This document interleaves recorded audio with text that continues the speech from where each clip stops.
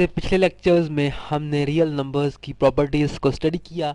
इस लेक्चर में हम एक्सरसाइज नंबर 1.1 के क्वेश्चंस को सॉल्व करेंगे। Question number 1 is which of the following sets have closure property with respect to addition and multiplication.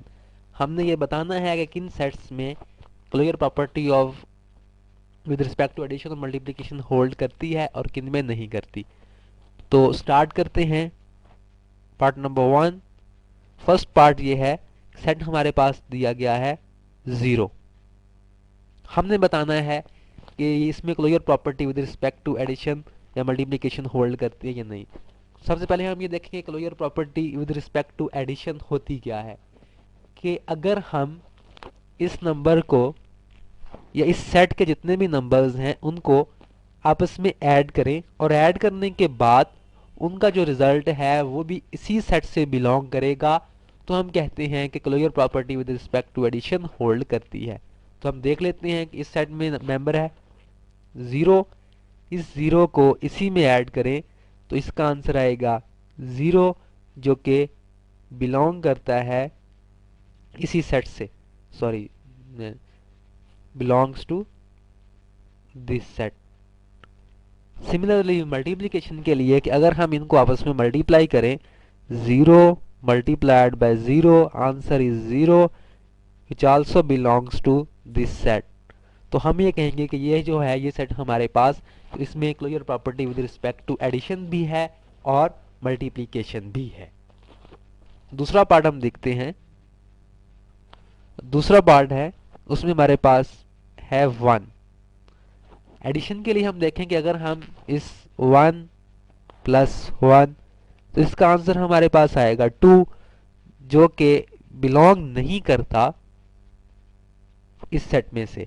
तो इसका मतलब है कि इसमें closure property with respect to addition नहीं है, don't have closure property with respect to addition.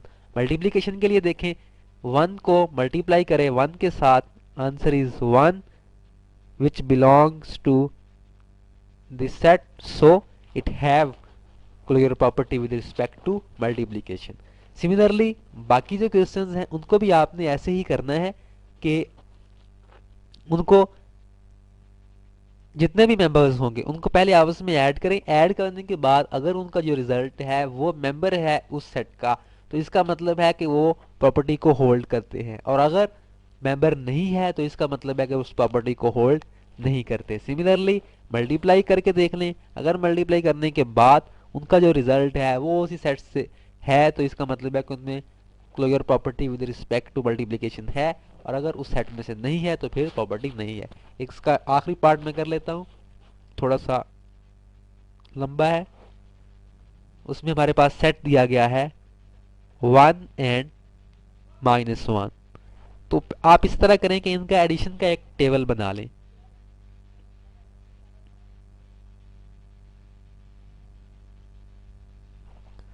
Table बनाने के बाद अब हर जो सेट का नंबर होगा उसको हमने ऐड करना है उसके जितने भी नंबर्स हैं, 1 एंड -1, कि पहले इस 1 को मैं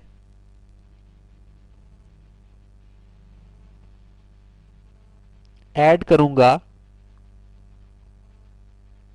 1 को जब मैं इस 1 में ऐड करता हूं तो 1 प्लस 1 इज 2, और जब 1 को इस -1 में ऐड करता हूं तो 1 माइनस 1 इज 0। जब इस -1 को 1 में ऐड किया जाएगा तो answer is 0 and -1 answer is -2। जब हमने एडिशन की दो नंबर्स की तो उनके जितने भी रिजल्ट आए वो हमारे पास इस सेट से बिलोंग नहीं करते, तो इसका मतलब है कि इसमें प्रॉपर्टी नहीं है, don't have closure property with respect to addition. Similarly अब आप मल्टीप्लिकेशन के लिए चेक करें। मल्टीप्लिकेशन के लिए भी आप उसी तरह एक टेबल बना लें।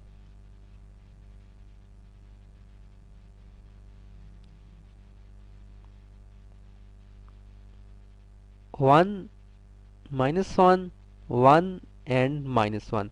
1 को पहले आप 1 से मल्टीप्लाई करें, आंसर इज 1। 1 को -1 से मल्टीप्लाई करें, आंसर इज -1। -1 को 1 से मल्टीप्लाई करें, आंसर इज -1 एंड -1 को -1 से मल्टीप्लाई करें, आंसर इज +1। जितने भी हमारे पास आंसर्स आए हैं, ये वाले आंसर्स, ये सारे अगर इस सेट से बिलोंग कर रहे हैं तो इसका मतलब उसमें प्रॉपर्टी है। तो इसके आंसर्स 1 वो भी बिलोंग करता है और -1 वो भी बिलोंग करता है। सो इस सेट में closure property with respect to multiplication तो है, लेकिन closure property with respect to addition नहीं है। इसी तरीके से आप इसके बाकी पार्ट्स को भी करेंगे कि आपस में चेक करते जाएं, अगर उनके जो आंसर हैं वो उसी सेट में से आए तो। Then question number 2, question number 2 is name the property used in the following equations. हमारे पास इक्वेशंस दी गई हैं, उसमें हमने ये बताना है कि रियल नंबर की कौन सी प्रॉपर्टी यूज की गई है। पहली इक्वेशन है 4 + 9 इज इक्वल टू 9 + 4। तो आप देखें कि इस प्रॉपर्टी, सबसे पहले तो ये एडिशन की प्रॉपर्टी है, ठीक। दूसरा, इसमें हुआ क्या है, हुआ ये है कि जो दो नंबर्स हैं उनका अगर हम ऑर्डर चेंज कर दें तो तब भी वो हमारे पास सेम आपस में इक्वल रहेंगे। तो हम प्रॉपर्टी देखेंगे वो कौन सी प्रॉपर्टी थी कि जब हम ऑर्डर चेंज करते थे तब भी वो हमारे पास सेम रहते थे। तो अगर हम थोड़ा सा अपना वो बैक जाएं, बैक वाले लेक्चर्स में माइंड यूज करें थोड़ा सा, तो वो commutative property with respect to addition थी।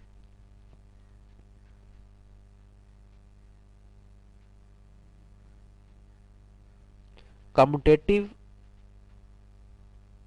Property with respect to addition. Commutative property with respect to addition ये होती है कि अगर हम ऑड नंबर्स हैं उनका ऑर्डर चेंज कर दें तो तब भी वो हमारे पास इक्वल रहते हैं। ये क्वेश्चन सॉल्व करने से पहले आपको सारी प्रॉपर्टीज का अच्छे तरीके से आना ज़रूरी है। देन उसके बाद मैं एक और पार्ट देख लेता हूँ, इट इज़ पार्ट नंबर 4 के 100 + 0 इज 100। कौन सी प्रॉपर्टी होगी, एडिटिव आइडेंटिटी होगी कि 0 हमने देखा था कि एडिटिव आइडेंटिटी है, उसको हम किसी भी नंबर में ऐड करेंगे तो उसका आंसर वही रहेगा, एडिटिव आइडेंटिटी। देन उसके बाद एक और पार्ट देख लेते हैं, yes, is the part number 6 which is 4 multiplied by 1 plus -4 multiplied by 1 is equal to 0। Part number 6 के एक रियल नंबर है, उसमें हमने एक और रियल नंबर को ऐड किया, हमारे पास आंसर 0 आ गया।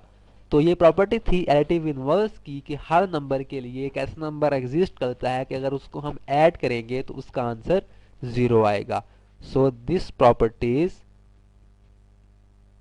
Additive inverse. देन उसके बाद पार्ट नंबर 9, उसमें इक्वेशन है a into b minus c is equal to A b minus a C.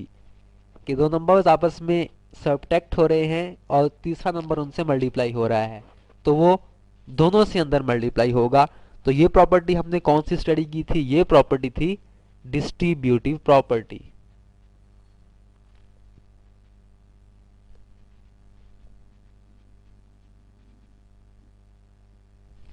Then उसके बाद आखिरी पार्ट देख लेते हैं, वो है a into B plus C minus D is equal to A B plus A C minus A D. तो ये भी वही प्रॉपर्टी है जो पहले हमने स्टडी की, डिस्ट्रीब्यूटिव प्रॉपर्टी।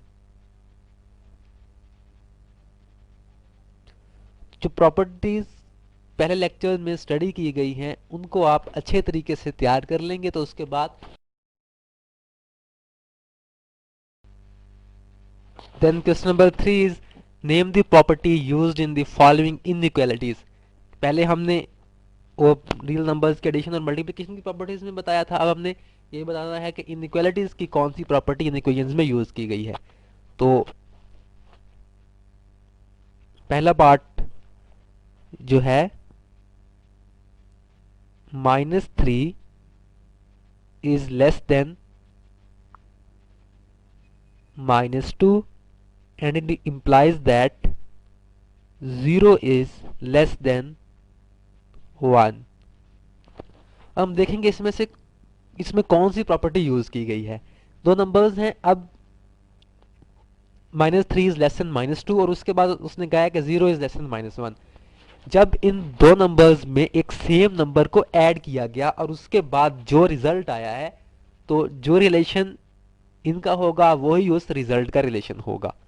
-3 में 3 ऐड किया तो 0 आ गया और -2 में 3 ऐड किया तो 1 आ गया। तो ये प्रॉपर्टी फिर कौन सी हुई कि जब हमने दोनों में सेम नंबर को ऐड किया तो उसके बाद रिजल्ट जो है उसका भी वही रिलेशन है जो कि पहले नंबर का रिलेशन था। तो ये प्रॉपर्टी है एडिटिव प्रॉपर्टी।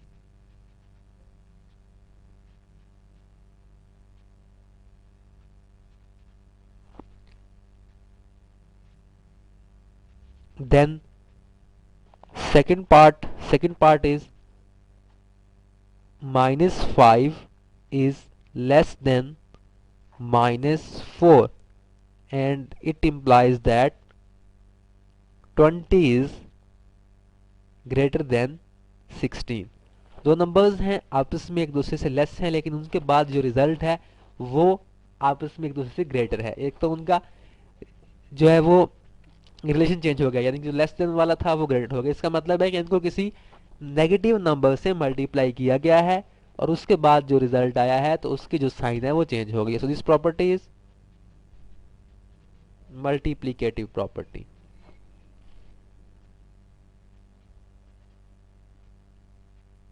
जब आपको प्रॉपर्टीज अच्छी तरीके से आती होंगी तो फिर आप एक उनको देखते ही बता सकेंगे कि कौन सी प्रॉपर्टी यूज की गई है। उसके बाद fifth part is a is less than b and it implies that 1 over a is less sorry a is greater than b and 1 over a is less than 1 over b। तो इसमें multiplicative property use की गई है।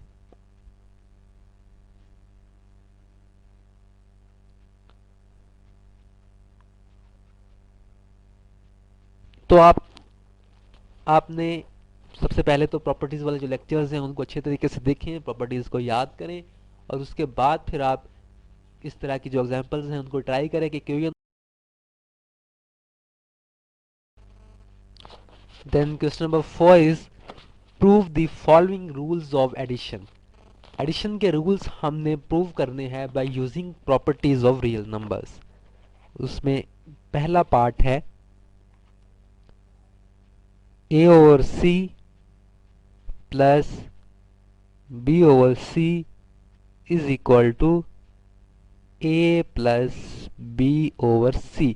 इसको अब हमने prove करना है। हम इसकी लेफ्ट हैंड साइड ले लेते हैं, a over c plus b over c। तो इसको अगर हम देखें तो इस a के साथ ये 1 over c मल्टीप्लाई हो रहा है प्लस इस b के साथ ये 1 over c मल्टीप्लाई हो रहा है। यहाँ से 1 over c दोनों में से कॉमन आ जाएगा तो ये आपके पास आ जाएगा a plus b into 1 over c which is equal to a plus b over c which is the right hand side. इसका